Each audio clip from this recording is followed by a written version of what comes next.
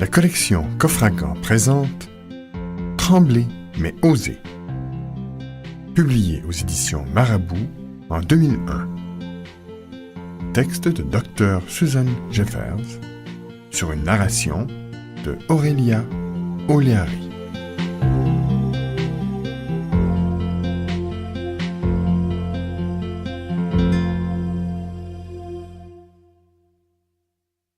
Introduction. Ouvrez la porte. La peur est partout. La peur semble être un mal endémique dans notre société. Commencer quelque chose nous fait peur. L'achever nous fait peur. On s'affole devant le changement et la crainte de ne pas être à la hauteur. On est effrayé par le succès comme par l'échec. Et la vie nous terrorise presque autant que la mort. Quelle que soit la peur que vous éprouvez, ce livre audio va vous donner les bases et les outils pour devenir plus sûr de vous. Il vous aidera à faire face. Les conseils et les méthodes qu'il contient vous permettront de ne plus connaître ces moments de souffrance, d'immobilité et de dépression qui accompagnent souvent la peur. Vous allez devenir quelqu'un d'autre, maître de vous-même, énergique et enthousiaste. De quoi avez-vous peur? Le premier niveau de la peur. Il concerne les appréhensions que tout le monde est susceptible de ressentir devant une situation rencontrée dans la vie, qu'elle soit naturelle ou accidentelle, ou devant un acte et une décision difficile à poser. Réparties selon ces deux catégories, situation rencontrée dans la vie et action à entreprendre, voici quelques exemples de ces peurs les plus fréquentes. Situation rencontrée dans la vie. La vieillesse, l'infirmité, la retraite, la solitude, le départ des enfants, les soucis d'argent, le changement, la mort, la maladie, la perte d'un être cher, l'accident. Action à entreprendre. Reprendre des études, prendre une décision, changer de métier, se faire de nouveaux amis, s'engager dans une relation amoureuse, mettre fin à une relation amoureuse, téléphoner, s'affirmer en société, décider de suivre un régime, subir un entretien d'embauche, conduire, parler en public. Comme vous pouvez l'imaginer, cette liste n'a rien d'exhaustif. Je suis persuadée que vous êtes capable de l'allonger à l'infini. Rassurez-vous et constatez que vous n'êtes pas seul à éprouver certaines des angoisses évoquées, voire de connaître la plupart d'entre elles. Le deuxième niveau de la peur. Les peurs que j'appellerais du deuxième niveau diffèrent des précédentes en ce sens qu'elles ne dépendent pas d'une situation extérieure donnée. Elles sont l'expression de votre moi profond et de votre difficulté à faire face à l'adversité. Schématiquement, on pourrait dire qu'elles intéressent l'ego. Voici quelques exemples pour clarifier les choses. L'exclusion, le succès, l'échec, la vulnérabilité, la duperie, l'impuissance, la désapprobation, la mésestime de soi. Comme elles sont liées à votre état d'esprit, ces peurs risquent d'avoir des conséquences très graves sur le cours de votre vie. Le troisième niveau de la peur. Nous voici arrivés à l'aspect pratique du problème, à savoir la peur la plus forte de toutes, celle qui paralyse. Accrochez votre ceinture. Elle se résume en quelques mots, entre guillemets, je n'arrive pas à faire face. Il y a simplement la peur de ne pas savoir comment affronter l'événement qui se présentera. Avoir confiance en soi. Pour diminuer votre peur face à un événement quelconque, la seule chose que vous ayez à faire est d'avoir confiance en vous. J'insiste beaucoup sur ce point parce qu'il me paraît essentiel. À partir de maintenant, chaque fois que vous sentirez la peur monter en vous et vous nouer l'estomac, souvenez-vous que c'est simplement parce que vous manquez de confiance en vous. Tout peut m'arriver, je saurai faire face. La première chose à faire pour surmonter ces peurs est donc de développer votre confiance en vous. Quand vous aurez atteint ce but, vous serez capable de dire « Il peut m'arriver n'importe quoi, je serai capable de faire face ». La peur ne vous quittera pas. La peur ne me quittera pas aussi longtemps que j'évoluerai. Tant que je suis confronté aux réalités du monde extérieur, aussi longtemps que je mets mes capacités à l'épreuve et que je dois prendre des risques pour faire en sorte que mes rêves deviennent réalité, Je vais être confronté à la peur et à l'appréhension. Me rendre compte de cette vérité fut pour moi une profonde révélation. Évidemment, je me doute que cela ne déclenche pas forcément chez vous un enthousiasme délirant. Vous espériez probablement que je vous propose une recette miracle ou quelques formules de sorcellerie. Désolé, mais les baguettes magiques n'existent que dans les contes de fées. Mais au fait, au lieu d'être déçu, ne devriez-vous pas au contraire être soulagé? En acceptant le fait que votre angoisse ne vous quittera pas, voilà une bataille que vous n'aurez pas à livrer. D'ailleurs, si vous voulez mon avis, elle était perdue d'avance. Voilà comment vous devez vous y prendre. Cherchez à avoir de plus en plus confiance en vous en suivant les exercices proposés dans ce livre audio. Vous verrez, vos rapports avec la peur changeront radicalement. Agir et se dépasser. Peu de temps après avoir compris que ma peur ne me quitterait jamais, j'ai fait une autre découverte qui a contribué pour beaucoup à mon épanouissement personnel. J'ai compris que la seule façon de vaincre sa peur est de passer à l'action et de prendre une décision qui engage. Vous l'avez vous-même probablement remarqué. L'angoisse liée à certaines situations s'évanouit quand vous vous jetez à l'eau. C'est par exemple le cas des acteurs tous morts de trac avant que le rideau se lève et dont le stress disparaît à l'instant même où ils entrent en scène. Avoir une bonne estime de soi. L'amour-propre est un élément non négligeable. Autour de vous, vous avez sans doute souvent entendu des réflexions du type « Quand je me sentirai mieux, alors je me déciderai à faire telle ou telle chose ». Ou encore « J'ai mauvaise mine en ce moment et je n'ai guère le moral, je préfère attendre une période plus favorable ». Là encore, je sais de quoi je parle, car j'ai moi-même longtemps donné dans le panneau. Je me suis souvent dit que si je pouvais avoir une bonne image de moi-même, mes angoisses s'évanouiraient comme par enchantement. Alors, je me déciderais à agir. Le hic, c'est que je ne voyais pas très bien comment faire pour avoir une meilleure estime de moi. Se sentir mieux. Agissez et lancez-vous dans l'aventure. C'est seulement après que vous vous sentirez mieux dans votre peau.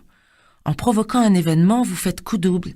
D'une part, vous éloignez la peur qui vous paralysait, mais vous obtenez une chose sans doute plus précieuse encore, vous gagnez en assurance. Après avoir surmonté une épreuve et vous être libéré de votre peur, vous vous sentirez bien. Un mal partagé par tous. Vous n'êtes pas seul à faire l'expérience de la peur en pénétrant en territoire inconnu. C'est la même chose pour tout le monde. Chacun éprouve ce genre de sentiment. Un duel avec la peur. Tous ceux qui ont gagné leur bataille contre la peur ont compris, plus ou moins consciemment, le message. Il faut accepter sa peur, la surmonter et agir malgré tout.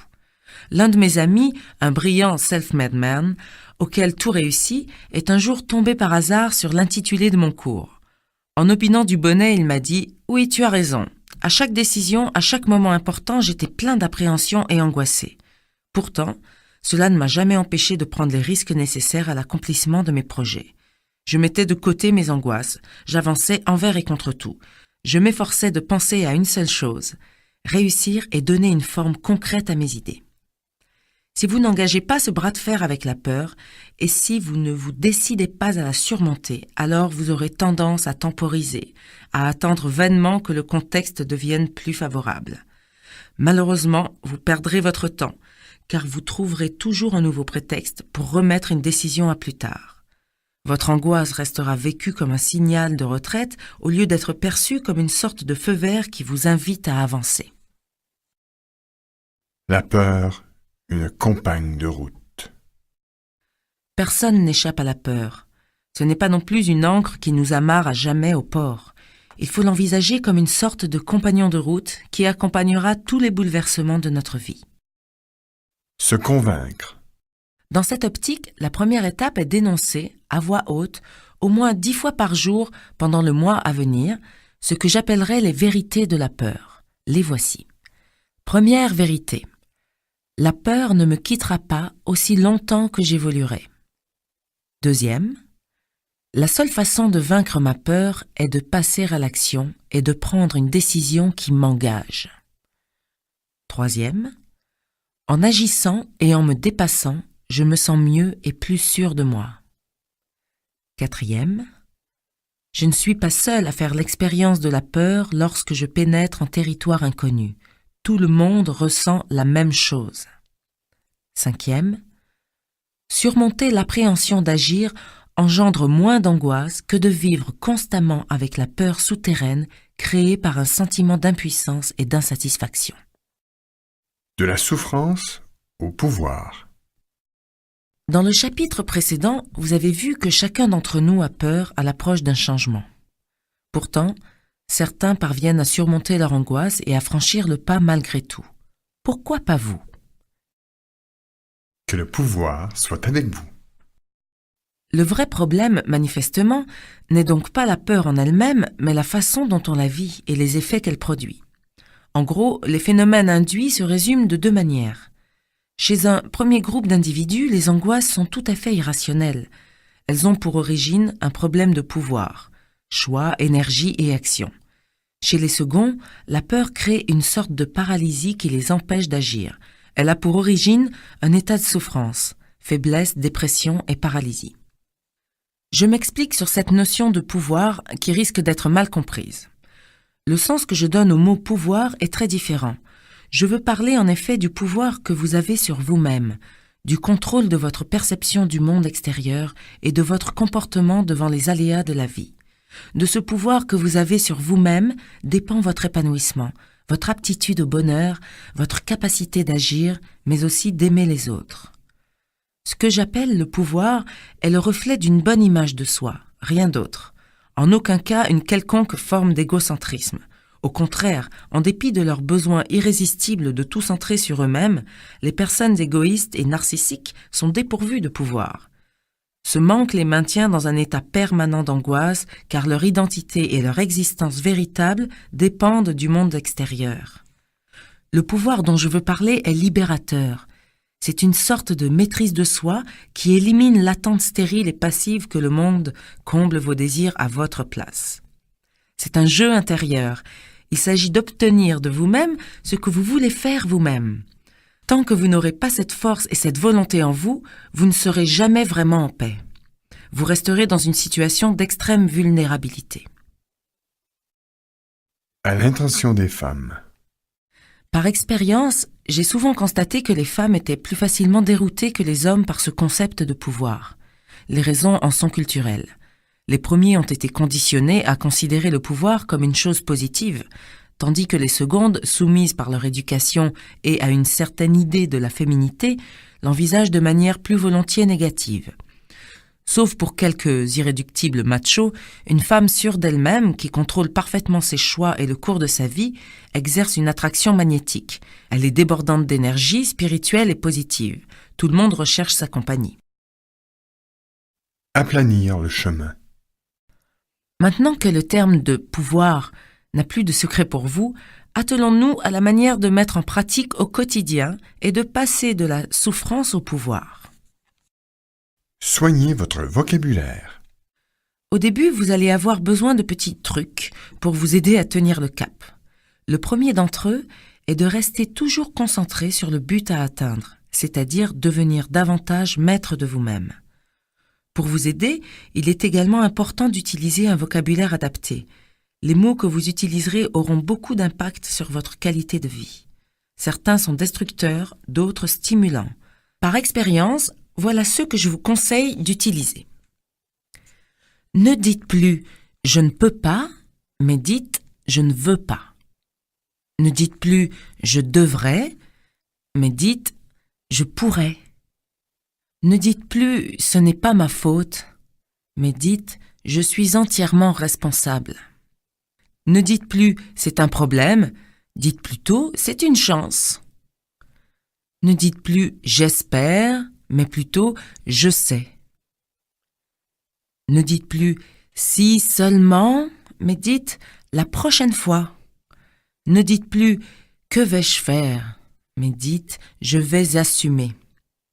Ne dites plus « c'est affreux », mais dites « c'est une bonne leçon ». Ne dites plus « je ne suis jamais satisfait », mais dites « j'ai envie d'apprendre ». Ne dites plus « la vie est un combat », mais dites « la vie est une aventure ». Mieux vous situer dans le monde. En éliminant de votre langage les « c'est affreux », les « je ne peux pas » et autres « si seulement », vous allez faire d'une pierre deux coups. vous aurez une autre image de vous-même et vous transformerez la façon dont les autres vous voient. Ces différences sémantiques peuvent vous paraître insignifiantes, mais je vous assure que c'est loin d'être le cas. En utilisant les formulations positives et actives que je vous ai proposées, vous allez vous donner une force intérieure qui irradiera sur votre entourage. Vous ne paraîtrez plus faible, mais fort et entreprenant. Vous ne donnerez plus l'impression de subir les événements, mais de les dominer. Dépassez vos limites. Tout en surveillant votre manière de parler, commencez aussi à améliorer la maîtrise du cours de votre vie en élargissant ce que j'appellerais votre zone de confort. Chacun évolue à l'intérieur de certaines limites jugées raisonnables, au-delà desquelles on se sent mal à l'aise. Cependant, nous nous imposons tous des limites, consciemment ou non. Quel que soit notre sexe, notre position sociale ou notre pouvoir d'achat, nos décisions s'en trouvent forcément contraintes, avec toute la somme d'insatisfaction que cela suppose. Je vous suggère donc de faire chaque jour une chose permettant d'étendre ce que j'appellerai à l'instant votre zone de confort. Demandez quelque chose qui vous tient à cœur et que vous n'aviez jamais osé solliciter auparavant. Prenez un tel risque au moins chaque jour. Comme dit le proverbe, les petits ruisseaux font les grandes rivières. En s'additionnant, chacun de ces petits pas formera, au bout du compte, un grand pas en avant, avec toujours à la clé un sentiment de fierté très constructif.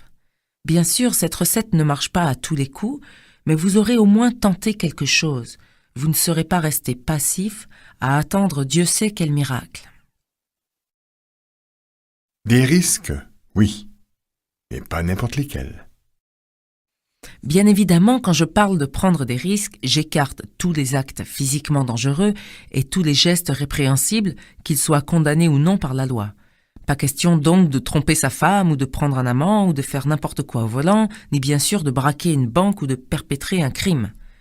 Ces actes n'apportent pas une meilleure maîtrise de soi parce qu'ils ne partent pas d'un sentiment d'honnêteté ou d'amour.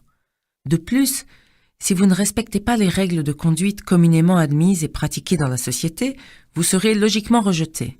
Donc, vous aurez de nouvelles sources d'angoisse, bien légitimes celles-là. Ne prenez donc aucun risque susceptible de diminuer l'estime que vous avez de vous-même. Seuls les actes positifs vous aideront à surmonter votre peur.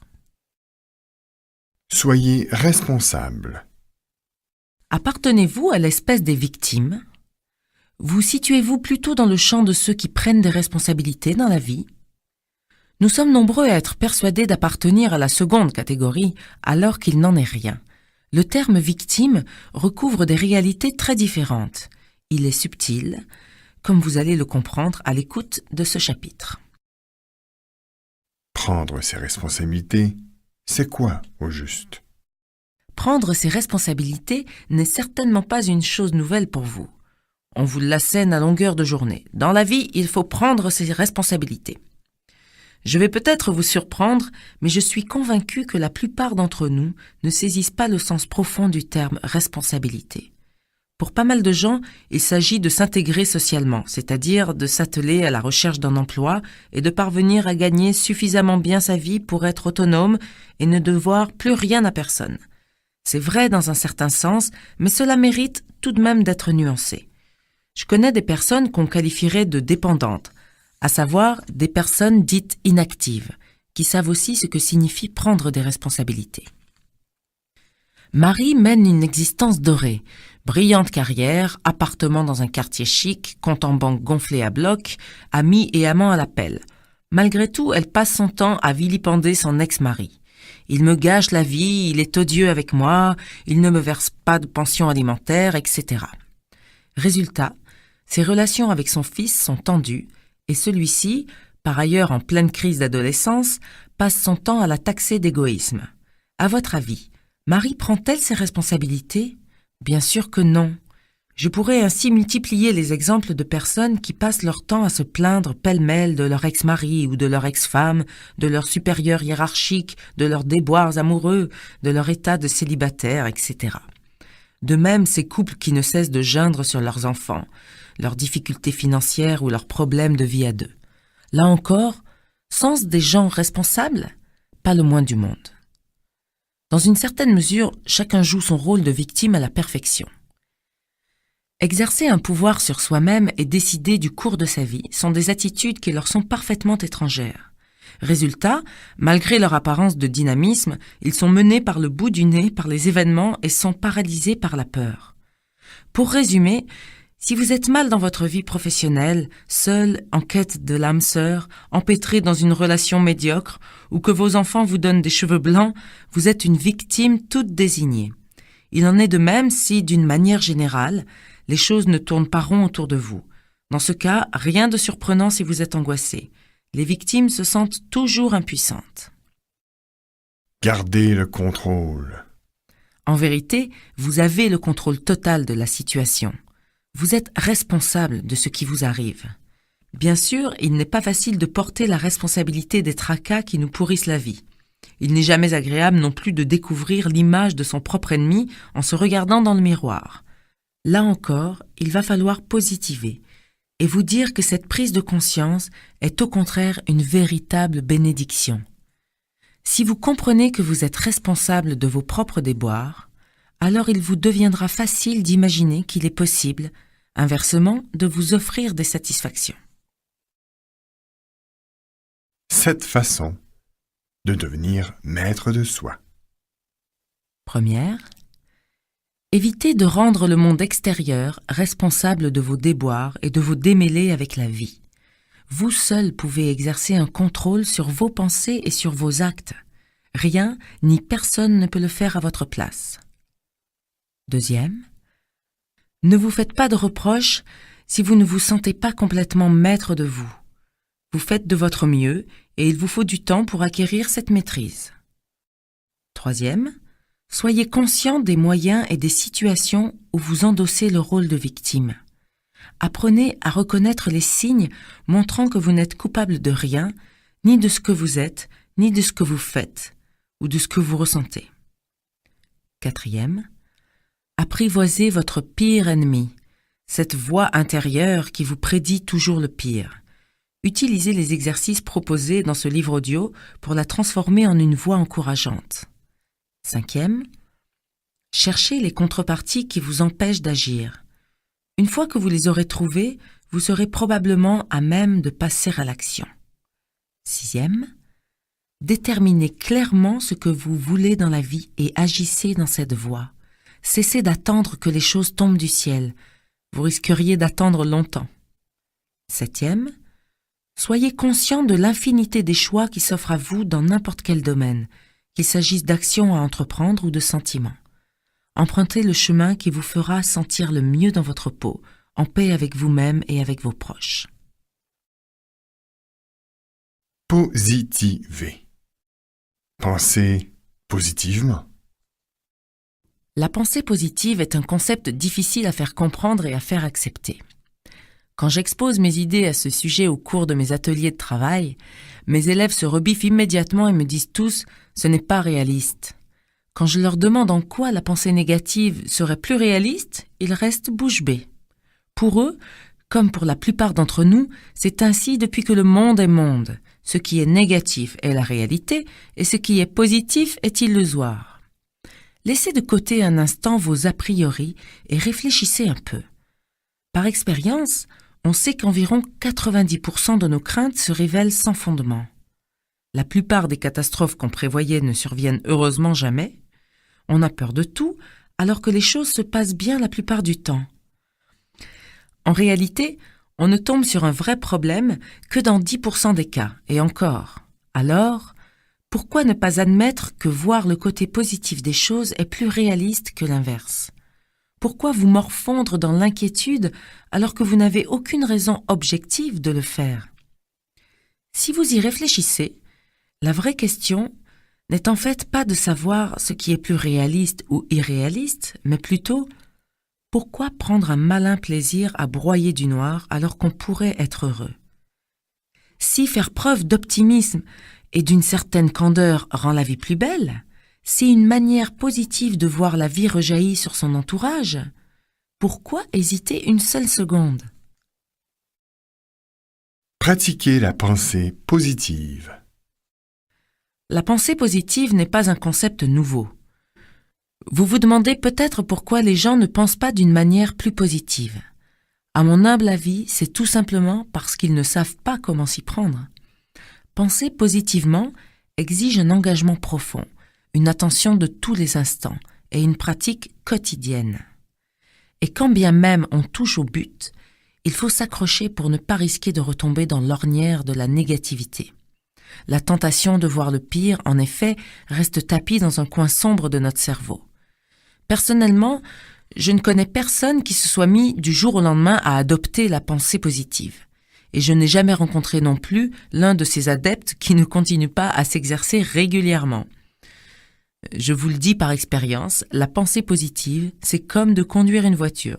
Si vous ne prenez jamais le volant, vous perdez vos réflexes et vous devenez un danger public, pour les autres comme pour vous-même. Comment faire? En gros, et sans vouloir vous offusquer, vous êtes polarisé négativement. Comment faire pour évacuer ces abominables idées noires qui vous empoisonnent la vie et vous empêchent d'être maître de votre destin? Rassurez-vous, c'est très simple. Avant de vous suggérer un plan d'action, voici la liste de 5 outils indispensables qui rendront votre petit travail quotidien à la fois plus efficace et surtout plus agréable. Des CD et des cassettes d'autosuggestion. L'idéal serait de les acheter toutes faites, en cassette ou en version CD, dans une librairie spécialisée en psychologie ou en surfant sur le net. Si vous ne trouvez rien, préparez vous-même vos cassettes en enregistrant des messages positifs que vous répétez plusieurs fois d'une voix posée et assurée, en articulant bien chaque mot. Quelques exemples de messages positifs. Le courage s'accroît dans l'action, la peur dans le doute. Être heureux, c'est devenir meilleur. Ce que je fais est le reflet de ce que je suis. Je marche vers la lumière en laissant les ombres derrière moi. Et toute autre phrase forte et positive qui vous tient à cœur. Attention, comme c'est le cas pour les affirmations, utilisez toujours le présent et jamais de forme négative. Des livres traitant de l'autosuggestion. Le livre est un médium extraordinaire, toujours disponible et d'une précieuse présence physique. Des CD de musique douce et de relaxation. Des citations positives. Choisissez celles qui vous tiennent tout particulièrement à cœur ou des phrases optimistes tirées de romans que vous avez aimés. Des affirmations. Une affirmation est une déclaration positive annonçant qu'une chose va se produire. Pas demain ou dans un mois, mais à l'instant présent, ici et maintenant. Voici quelques exemples, un petit échantillon pour commencer. J'en ai terminé avec mes anciens mécanismes de pensée et je donne un nouveau tournant à ma vie. Je maîtrise toutes mes angoisses. Je suis comblé par la vie. Éliminez le négatif qui sommeille en vous. Qu'allez-vous faire maintenant de ces outils? Tout simplement relever le défi, celui de parvenir à évacuer votre négativité, pierre angulaire du programme que vous vous êtes fixé. La voix intérieure qui vous chuchote les pires éventualités à longueur de journée ne va pas se laisser faire, vous êtes prévenu. Tous les jours et au moindre signe de faiblesse de votre part, elle cherchera à reprendre le dessus. Quand vous aurez réussi à l'apprivoiser, vous aurez gagné un point essentiel. À ce stade, penser de manière positive deviendra plus naturel et même automatique, de sorte qu'un petit pense-bête vous suffira pour rester vigilant. Mais dans les premiers temps, il va y avoir du sport. Petite précision pour finir. La pensée positive présente toutefois un risque qu'il est important de préciser. Il ne faut pas l'utiliser comme une excuse pour refuser la réalité. Souvenez-vous, la pensée positive, dans sa forme la plus constructive, ne constitue pas un refus de la souffrance et de la misère du monde. La pensée positive permet d'envisager l'existence de solutions, même si elles n'apparaissent pas immédiatement avec évidence. Refuser la réalité entraîne l'inaction et une certaine désespérance. Les obstacles à votre épanouissement. Alors que vous commencez à voir les choses de manière positive, vous vous apercevez que votre entourage ne suit pas. Dans votre famille et avec vos collègues, vous ressentez comme un malaise. Certains semblent ne pas vraiment apprécier le changement de votre personnalité. On ne vous reconnaît plus, vous déroutez. Que vous est-il arrivé? Le regard des autres. Tout à coup, en devenant plus positif, vous cassez d'une certaine manière un modèle relationnel bien établi. Votre objectif est d'évoluer d'un état de souffrance vers une meilleure maîtrise de vous-même. Vous avez décidé de surmonter vos peurs, c'est parfait. Mais dans cette optique, il est très important d'être soutenu par des personnes fortes et motivantes. Quand vous commencerez à vous épanouir, vous noterez très vite que vous ne supportez plus la fréquentation de personnes dépressives. Leur vision négative de tout est contagieuse. Après avoir passé du temps en compagnie de telles personnes, vous avez sans doute remarqué que vous les quittiez avec un sentiment diffus d'amertume et de mépris de vous-même. Lorsque vous restez un moment avec une personne positive, vous vous sentez pousser des ailes et comme illuminé. Vous connaissez bien sûr le dicton « qui se ressemble s'assemble ». Au fur et à mesure que vous adopterez une attitude positive, vous serez attiré par d'autres genres de personnes et vous leur plairez. Trouvez des guides. Vous allez en effet chercher à vous entourer de gens qui vous serviront d'appui, des personnes qui vous feront sentir à quel point vous êtes devenu quelqu'un de formidable. Le partenaire qui résiste. C'est fait. Vous avez mis de l'ordre dans votre cercle d'amis, mais vous vous posez une angoissante question. Que dois-je faire si, dans mon entourage, la personne la plus décourageante est justement celle avec qui je partage ma vie? Il s'agit là d'un problème épineux à prendre avec des pincettes. Plus que tout autre, en effet, c'est généralement le conjoint qui est tenté d'opposer la résistance la plus vive à l'épanouissement de son partenaire. Il lui faudra certainement un peu de temps avant de réaliser qu'il y a au contraire tout à y gagner. Le risque de la cassure. La perspective de briser votre couple n'a certes rien de rassurant, et personne ne peut l'envisager de gaieté de cœur. Dans un couple cependant, quand l'un refuse obstinément à l'autre la liberté de s'épanouir, une décision drastique s'impose, se séparer. Je ne connais personne qui ait regretté de briser une relation inéquitable et préféré se morfondre toute sa vie. Ayez confiance en l'autre. Je sais que les relations de couple sont une chose sérieuse. Je sais aussi qu'il faut beaucoup de courage pour ne pas baisser les bras lorsqu'on sent l'autre se transformer en ennemi. À terme, le risque d'une séparation existe, mais l'enjeu est tel qu'il en vaut la peine. Si vous optez pour une certaine stagnation simplement pour ne pas déplaire à votre conjoint, vous deviendrez de toute façon amer.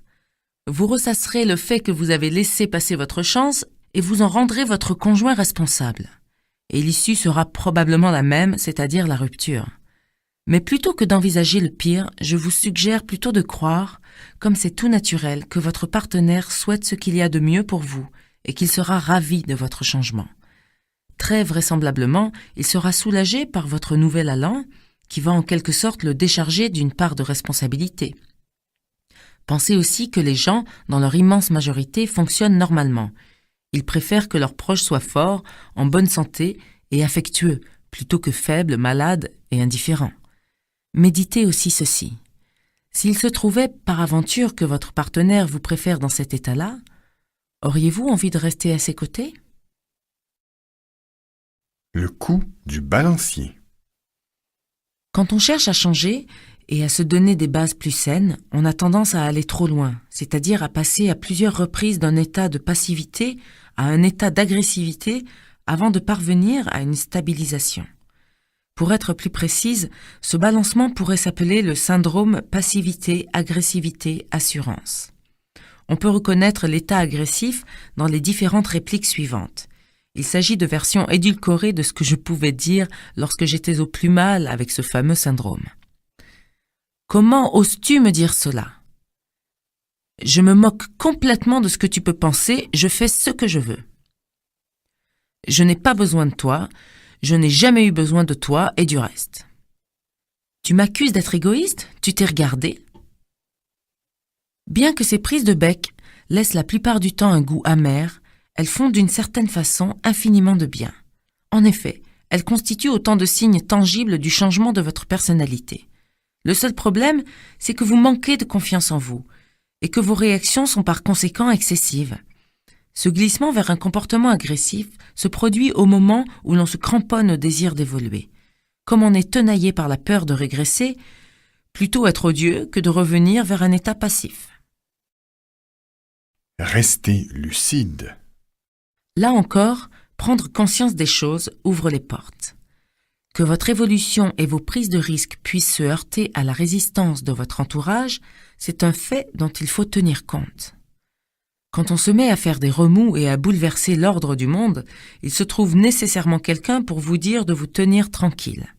N'en soyez ni offensé, ni surpris, ni fier. La personne qui réagit ainsi cherche à se protéger. La plupart du temps, elle ne se rend pas compte de ce qu'elle fait. Dans son esprit, les reproches et les critiques qu'elle vous adresse sont parfaitement justifiés. Elle le fait pour votre bien. Il est essentiel de garder cela à l'esprit pour rester lucide. L'extrême. La mise entre parenthèses. Si votre famille, malgré vos efforts, persiste dans son attitude destructrice, il est alors préférable de mettre un peu de distance dans vos relations. Laissez du temps au temps et attendez d'être en mesure de réagir de manière adulte. Pour conclure, Retenez bien, c'est très important que vous devez être votre meilleur ami. Quoi que vous ayez décidé de faire, ne vous sabordez pas.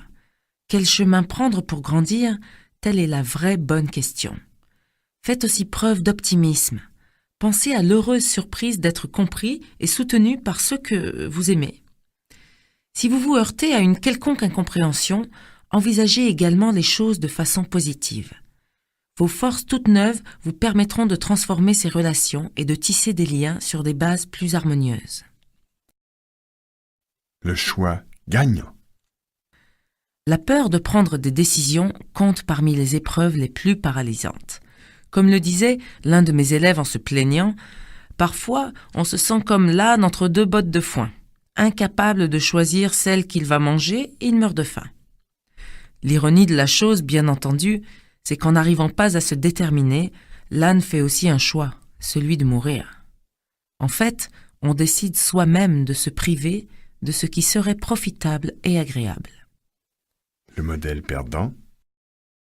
Le problème tient dans le fait simple qu'on nous a toujours sérinés. Sois prudent, tu pourrais faire un mauvais choix. Un mauvais choix ? Ces simples mots ont le don de nous terrifier. En faisant le mauvais choix, on a peur de perdre amis, amour, argent, statut social ou toute autre chose qui est censée nous apporter le bon choix. La simple perspective de faire des erreurs déclenche en nous fébrilité, panique, voire paralysie totale. De ce besoin de perfection et de contrôle de l'issue des événements provient notre peur du changement et des nouveaux défis à relever. Quels que soient vos choix ou vos actions, vous n'avez littéralement rien à perdre, mais au contraire tout à gagner. Il faut changer d'état d'esprit, transformer votre manière de penser, de façon à rendre impossible une erreur ou un mauvais choix. Supposons que vous ayez une décision à prendre. Si vous êtes comme le commun des mortels, vous êtes conditionné selon le modèle perdant. Vous êtes angoissé devant le choix à faire. Vous pensez aux conséquences en termes d'irréversibilité. À la vie, à la mort. Et si je choisis la première solution, que se passera-t-il? Et si les choses ne se passent pas comme prévu? Et si, et si? Ces deux petits mots, et si, reviennent toujours. Ils sont formulés par votre infernale voix intérieure. Vous essayez de prédire l'avenir. En vous livrant à ce petit jeu, reconnaissez que vous êtes en train de vous rendre fou. Une fois la décision prise, le modèle perdant vous contraint à reconsidérer sans cesse les choses. Vous espérez ne pas avoir commis d'erreur, mais vous en êtes presque persuadé. Le modèle gagnant. Il existe une autre manière de se comporter, le modèle gagnant. Quels sont ses avantages, me demanderez-vous? Il s'agit pêle-mêle de pouvoir envisager les choses sous un autre angle, d'apprendre et d'évoluer, de découvrir qui on est, qui on veut être ou ce qu'on attend de la vie. Savoir assumer. Voilà un axiome que vous devriez écrire en lettres d'or. Reconnaître que vous êtes capable de tout assumer est la clé qui vous ouvre la possibilité d'oser prendre des risques. J'ai souvent fait remarquer à mes élèves que les véritables chanceux sont peut-être ceux qui ont été contraints, au cours de leur existence, de faire face à des situations que chacun d'entre nous redoute d'affronter. Perte d'emploi, décès d'un proche, divorce, faillite, maladie, etc. Chaque fois qu'on est confronté à une situation dramatique ou périlleuse, on en ressort plus fort. Rares sont ceux qui, ayant vécu le pire, n'ont pas ressenti une grande fierté de s'en être sortis, en dépit de l'adversité. Ils ont découvert que la sécurité n'est pas de posséder les choses, mais de savoir gérer les situations. Lorsque vous pouvez remplacer tous vos « et si » par autant de « je vais m'en sortir », vous serez capable de tout affronter avec la certitude de réussir. La peur disparaîtra. Restez lucide. Les suggestions suivantes décrivent le processus à suivre au moment de prendre une décision, puis la manière de vous comporter une fois votre choix fixé. Avant la décision. 1. Concentrez-vous immédiatement sur le modèle gagnant. Affirmez « je ne peux pas perdre, peu importe l'issue de ma décision ». Évacuez de votre esprit tout ce qui pourrait évoquer un échec. 2. Passez à la pratique. 3. Déterminez vos priorités. Livrez-vous à un examen de conscience. Prenez le temps de réfléchir à ce que vous attendez réellement de la vie. 4. Suivez votre instinct. À la suite de ces innombrables discussions, un choix qui vous semble logique semble se dégager. Pourtant, vous vous sentez influencé par une sorte de pulsion intérieure qui vous oriente vers une autre décision. Si vous éprouvez cette sensation, n'hésitez pas à vous y fier. Elle provient de votre subconscient qui vous fait parvenir un message avisé. Suivez sans hésiter ce conseil. Vous serez étonné de constater que votre instinct est l'un de vos meilleurs conseillers. 5. Décoincez-vous. Nous vivons dans un monde où les gens se prennent trop au sérieux. J'ai une grande nouvelle à vous annoncer. Très franchement, rien n'est important. Après la décision. 1. Restez dans le réel. 2. Prenez l'entière responsabilité de vos décisions. 3. Rectifiez le tir. Quand on a pris une décision, il est indispensable de s'engager sérieusement et de tendre au maximum vers ce but. Mais il peut arriver, en dépit de tous vos efforts, que cela ne marche pas. Si c'est le cas, n'hésitez pas à changer votre fusil d'épaule et à rectifier le tir. Quelques exercices. Minimiser vos angoisses devant un choix à faire n'a désormais plus de secret pour vous. Mais concrètement, comment dois-je m'y prendre, me demanderez-vous. Pour vous aider en ce sens, je vous propose plusieurs exercices. 1. Référez-vous au modèle gagnant et pensez aux décisions que vous devez prendre les jours prochains. Par écrit, faites la liste des avantages qu'offrent respectivement chacun des choix possibles. 2. Familiarisez-vous avec l'idée selon laquelle rien n'a vraiment d'importance. Commencez par les questions que vous vous posez tous les jours. Comment vais-je m'habiller pour aller travailler? Tel ou tel choix entraînera simplement une expérience différente. Petit à petit, en vous posant des questions aussi futiles, vous serez en mesure d'avoir la même vision des choses quand il s'agit de décisions plus importantes. 3. De la même façon, collez des post-it portant le message suivant. Et alors, je m'en sortirai. 4. Soyez attentif à tous les signaux d'alerte indiquant que vous déviez de votre objectif. Adoptez une nouvelle stratégie qui corrigera la situation. Dites oui. La domestication de votre peur peut se résumer à ces seuls mots. Dites oui à l'univers. C'est simple. Quelles que soient les circonstances, faites oui de la tête, acquiescez, au lieu de faire un signe de refus. Dites oui au lieu de dire non. L'univers. Le terme « univers » fait référence au cours que semble prendre notre vie, malgré nous, malgré toutes les idées que nous avions en tête. C'est une force qui agit mystérieusement et interfère souvent avec nos propres projets. Ainsi, quand on a décidé de s'engager dans une certaine direction, un événement imprévu vient souvent tout bouleverser. C'est presque inévitable. On imagine alors volontiers le pire. C'est là qu'il faut intervenir et dire oui. Dire oui, l'antidote de la peur. Dire oui, c'est accepter ce que la vie nous offre. Dire oui, c'est ne pas chercher à offrir la moindre résistance aux événements, et c'est accepter les nouvelles orientations du cours des choses. Dire oui, enfin, c'est prendre son temps, se décontracter et étudier calmement la situation, en réduisant ainsi son éventuelle anxiété. Inversement, dire non, c'est se poser comme victime. Cela n'arrive qu'à moi. Dire non, c'est se bloquer, lutter et tourner le dos aux opportunités qui se présentent. Dire non engendre nécessairement des tensions.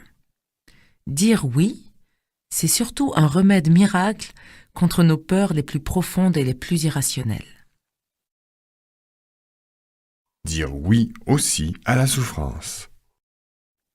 Si on dit toujours oui à l'univers, peut-on se considérer comme étant à l'abri de toute souffrance ? En effet, il est impossible d'éviter la souffrance, mais on peut l'accepter si elle doit faire partie de sa vie. Dans ce cas, on ne se met pas en situation de victime. Il faut se convaincre que l'on est capable de gérer sa souffrance, et ne jamais croire que la situation est désespérée, c'est-à-dire garder espoir. Dire oui, ce n'est pas renoncer. Et si on consent à tout, alors on ne peut interférer sur le cours des événements.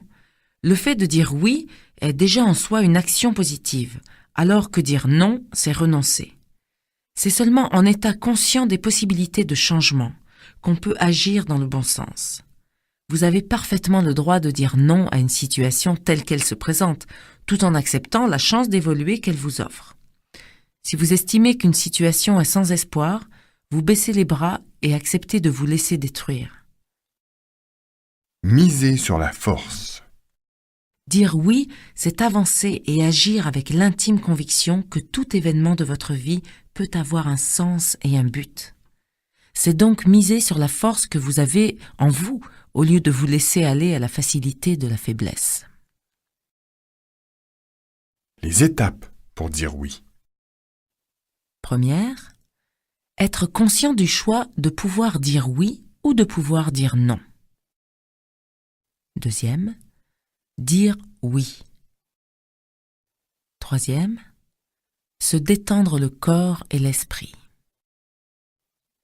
Quatrième, se demander quelles expériences positives il est possible de tirer d'une situation.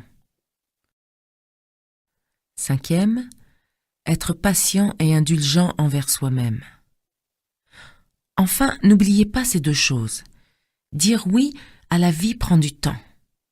Il est indispensable de commencer par se dire oui à soi-même. Donner. D'après vous, êtes-vous quelqu'un de généreux ? Réfléchissez à cette grave question, car elle mérite réflexion. Pour vous sentir mieux, soyez altruiste. Vous pourriez me demander, qu'y a-t-il de mal à recevoir en retour ? Rien, vous répondrai-je.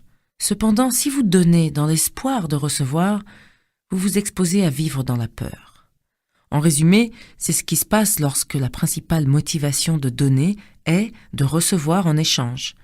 La véritable générosité n'est pas seulement pur altruisme. Comme j'espère vous l'avoir fait comprendre, elle est aussi la garantie de votre mieux-être. Savoir donner. Apprendre à donner est l'un des plus grands apprentissages de la vie, et cette leçon est une réponse en soi à la peur. Rares sont les personnes qui détiennent vraiment le secret de la maturité et de la générosité. Comme nous faisons attention à notre santé et à notre corps, nous avons aussi appris à nous méfier de ceux qui pourraient nous flouer ou se servir de nous. C'est pourquoi, à moins de recevoir quelque chose en échange, on se sent comme le dindon de la farce. Ceci ne veut pas dire qu'il faut s'interdire de jouir d'un retour des choses. Quand on donne par amour plutôt que par intérêt, on reçoit souvent plus qu'on ne pouvait imaginer. De manière générale, on éprouve de grandes difficultés à faire l'éloge des personnes qui nous sont les plus proches, conjoints, enfants, parents et même amis. Donner son temps. On manque tous de temps, du moins en est-on persuadé. Investi aujourd'hui d'une valeur inestimable, le temps est l'un des cadeaux les plus difficiles à offrir. Il est important de dire merci, de partager ses connaissances, de faire des compliments, de donner de son temps, et pour finir, de donner de l'amour. Il faut à tout prix vous débarrasser de votre éventuelle attitude de prostration et de méfiance. Donner en ayant conscience de l'importance de votre geste vous facilitera beaucoup de choses. Que vous le croyez ou non, votre vie est d'ores et déjà riche et pleine. Vous ne l'aviez simplement pas remarqué. Cultivez le soi supérieur. J'ai évoqué différentes méthodes susceptibles d'augmenter votre confiance en vous et d'embellir votre vie. Prononcer des affirmations, pratiquer la pensée positive, prendre ses responsabilités, positiver, choisir le modèle gagnant, faire comme si, dire oui, apprendre à donner, etc. Ces méthodes ouvrent en soi un espace qui, devenant exploitable, permet de remplir sa vie et de se sentir comblé. Le soi supérieur. Je donnerai à cet espace le nom de soi supérieur. Le soi supérieur permet d'envisager l'existence sous un angle nouveau. Il offre la possibilité de s'élever au-dessus des petites contrariétés du quotidien. Le soi supérieur est le réceptacle de vertus magnifiques. La créativité, l'intuition, la confiance, l'amour, la joie, l'inspiration, l'aspiration, l'humanité, la générosité. En fait, il représente ce que nous désirons connaître de tout notre cœur. Cherchez le spirituel qui est en vous. Mais je sens qu'une question vous brûle les lèvres. Mais où se cache ce soi supérieur dont vous nous dites monts et merveilles? Chaque être humain est formé de 3 composantes, corps, esprit et âme, qui définissent chacune 3 grands domaines, le physique, l'intellectuel et le spirituel. Notre société moderne ne s'intéresse essentiellement qu'aux 2 premiers. La part spirituelle qui contient le soi supérieur a été, me semble-t-il, oubliée en chemin. Pour aller plus loin, certains d'entre nous n'ont pas même conscience de posséder une part spirituelle en eux. Employé dans un sens psychologique, comme je le fais ici, le mot spirituel est acceptable pour tous, pour les athées comme pour les croyants de toute confession. Quand je parle de spiritualité, je pense au soi supérieur, source d'amour, de bienveillance, d'abondance, de joie et de bien d'autres qualités. Les signaux du subconscient. Si vous écoutez votre voix intérieure, vous vivrez sous le signe de la peur et vous cesserez d'évoluer. Si vous écoutez votre soi supérieur, vous connaîtrez des expériences enthousiasmantes en toute sérénité. Mais comme personne n'est parfait, on a plus ou moins naturellement tendance à écouter cette détestable voix intérieure. Votre travail doit consister à vous tourner plus volontiers vers le soi supérieur. C'est un véritable choix de vie. Laissez-vous aller. Commencez simplement par prêter attention à ces messages venus du subconscient et suivez leurs conseils. Si le signal est « appelle telle personne », faites-le sans hésiter. S'il vous dit « va à tel endroit », allez-y. Le temps devant soi.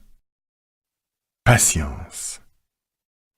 En avançant dans la vie, le plus grand piège à éviter est l'impatience. Elle est simplement une façon de se punir soi-même. Elle occasionne un stress, une sensation d'insatisfaction et de la peur. Chaque fois que votre voix intérieure vous dira d'aller plus vite, demandez-lui « qu'est-ce qui presse ?» Les choses se déroulent à merveille. Ne t'inquiète pas. Quand je serai prêt à faire le pas, je le ferai. En attendant, j'observe et j'apprends. Un apprentissage permanent. Chaque fois que nous traversons une épreuve difficile, nous comprenons que nous sommes en présence d'une chose encore inconnue. L'univers nous offre la chance d'apprendre. Si l'on fait face à l'épreuve dans un tel état d'esprit, on ne se pose plus en victime. Il nous est alors permis de dire oui. Quoi qu'il vous arrive, souvenez-vous que c'est toujours parfait. La vie est un apprentissage permanent. Tant que vous en aurez conscience, vous n'éprouverez jamais le sentiment de n'avoir rien fait de votre existence. joie et souffrance. Tant d'émotions et de merveilles vous attendent. Parfois, vous connaîtrez la joie de surfer sur la vague. À d'autres moments, vous souffrirez de vous sentir hors course. Souvenez-vous que vous n'êtes pas seul. Chaque fois que la vie vous infligera une blessure, pensez que le monde est rempli de toutes sortes de choses susceptibles de vous soutenir. Dites oui à la vie. Participez, bougez, agissez, écrivez, engagez-vous, prenez position. Faites tout ce qui vous paraît bien et profitable. Donnez-vous à fond. Pour cette raison, le véritable objectif de la vie est la joie. Mais qu'est-ce que la joie au fond ? C'est un sentiment qui exprime l'effervescence de la part spirituelle qui est en chacun de nous. La joie est caractérisée par la légèreté, l'humour, le rire et la gaieté.